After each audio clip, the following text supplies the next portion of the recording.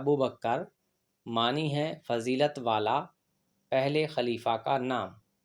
نام ہے حسام معنی ہے تیز تلوار، دشمنوں کو کاٹنے والا۔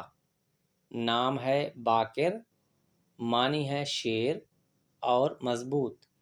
نام ہے اذہان معنی ہے دانش مند یا عقل مند۔ نام ہے محسن معنی ہے احسان کرنے والا یا مدد کرنے والا۔ نام ہے ہارون معنی ہے سردار، رہنما، بلند مرتبہ۔